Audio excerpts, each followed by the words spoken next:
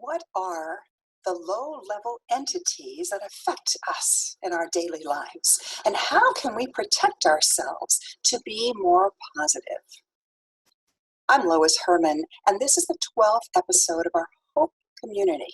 We're talking about the highlights in Session 6 of Chronicles of Hope. And I am Lois Hermann, board-certified hypnotist and author of Chronicles of Hope. And I hope you are inspired by today's message. So in Session 6, low-level entities, we asked the Unquietus about the dark spirits that are encountered around clients that we call nasties when we do energy clearings, the ones that some refer to as demons. We wondered if they're the people who died and did not go into the light, earthbound entities. We are told that to inhabit a human requires a higher vibrational energy than these specific entities are capable of. In later sessions, the Unquietus tell us about spirits of people who died and did not go into the light.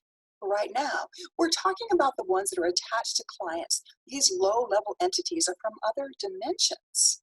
They feed on our energy, and they're really not evil.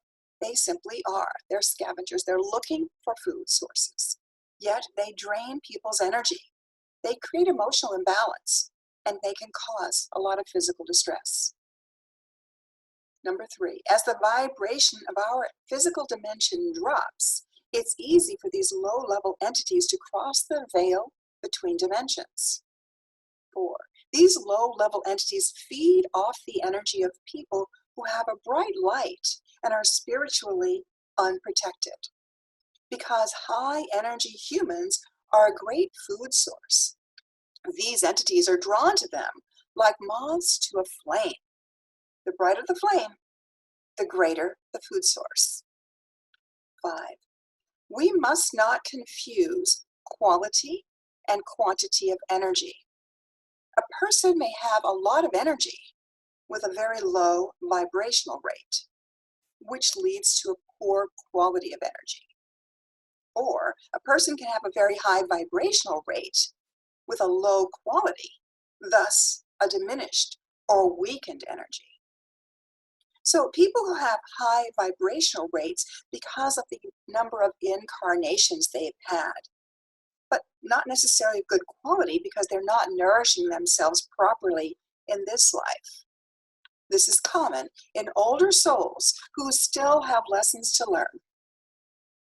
When people do not eat properly or take care of themselves, their energy is weakened, and they do not have the energy required to use their gifts. We all have gifts. We need to keep ourselves healthy in order to be able to access them, to use them on a regular basis. A person lowers their vibrational rate because of undesirable thoughts, negative emotions, and personal neglect. When a person has a lower vibrational rate, it's easy for these low-level entities to feed on that person because they have a similar low-level vibrational rate. Like attracts like.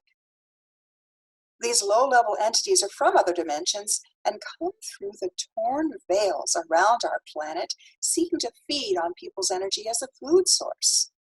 They are indifferent about the fact that they're draining a person's energy, and they can be quite persistent. They're basically hungry. They must be returned to their dimension, and we do that by asking the archangels. The emotional energy feeders that we learned about earlier are also attracted to people with lower vibrational rates. But in contrast, they were created when Gaia was created nearly 4 billion years ago. And they are children of Gaia, just as us humans are. These energy scavengers serve to transform negative emotional energy to the positive in an attempt to establish balance. 10.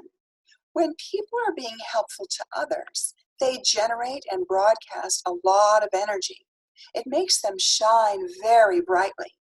And these energy feeders are attracted to that energy.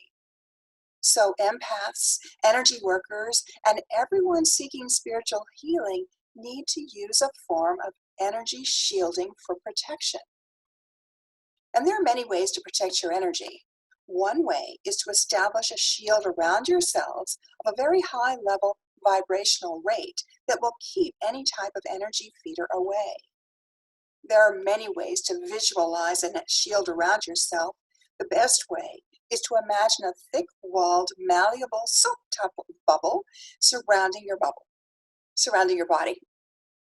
A soap bubble is truly dynamic. If you choose something solid and rigid, no matter how strong, the material will eventually yield. A dynamic shield will always repair itself. So make sure that you are taking care of yourself. Make healthy choices. Keep your energy clear. I talk about practicing spiritual hygiene. You would not leave the house in the morning without brushing your teeth, would you? I encourage you to make sure that you surround yourself with a high-level energetic bubble as you go out into the world to keep yourself safe and protected, especially when you're doing energy work or if you're an empath or someone who is seeking spiritual enlightenment. Keep yourself strong and protected. And meanwhile, if you are inspired by these messages, we invite you to join our Community of Hope discussion group. You can join us at www.chroniclesofhope.net community. In these online meetings, we're supporting each other as we shift our energy to be more positive. Our goal is to bring balance to humanity and our precious planet. Because together, we know we can be catalysts for positive change. Be sure to subscribe to our new YouTube channel for all of these episodes and many other things. You can do that at loishermann.com. Meanwhile, I look forward to meeting with you next time.